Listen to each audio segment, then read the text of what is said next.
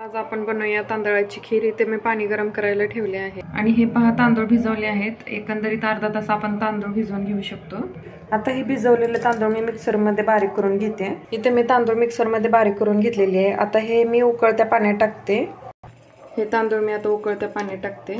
तुम्ही डायरेक्ट दुधात पण टाकू शकता, पण गाठी न होण्यासाठी ना आता माझ्याकडे मी लगेचच खीर बनवते ना, माझ्याकडे एवढं दूध नाहीये म्हणून मी थोडंसं पाण्यात शिजवून घेते,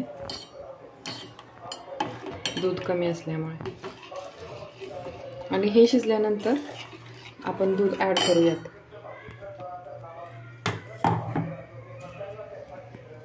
ह्याला सतत हलवत राहायचं आहे, नाहीतर गाठी होतात ह्याच्या। लहान मुलांना पण तुम्ही देऊ शकता, लहान मुलांना तर खूप पौष्टिक आहे ही तांदळाची खीर। दुपारच्या वेळेस एक टाइम तुम्ही देऊ शकता। यामध्ये मी साखर ऍड करते।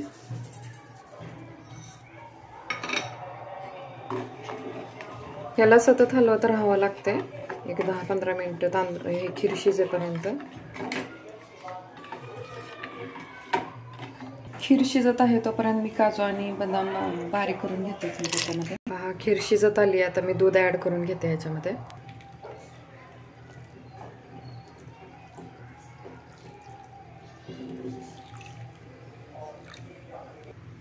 यामध्ये आता मी काजू बदाम ऍड करते आणि खोबरं। तुम्हाला किसलेलं खोबरं आवडत असेल तर तुम्ही किसूनही ऍड करू शकता, पण मी मिक्सरमध्येच बारीक करून ऍड करते। आणि अशा प्रकारे थोडा वेळ अजून शिजून घ्यायचे, 10 मिनिटं। तुमची खीर रेडी।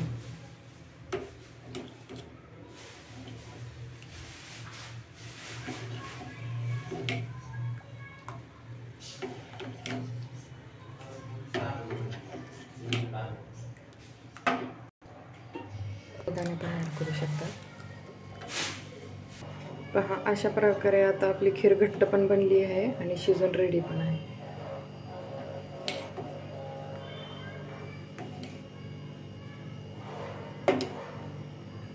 आणि अशा प्रकारे तुम्ही सर्व करू शकता।